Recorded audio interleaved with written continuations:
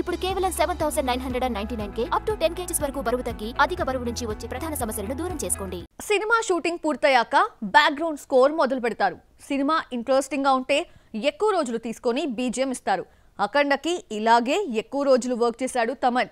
కానీ ఓ దర్శకుడు మాత్రం సినిమా సెట్స్ పైకి వెళ్ళడానికి ముందే 3 వంతుల బ్యాక్గ్రౌండ్ స్కోర్ పూర్తి చేసేస్తున్నాడు.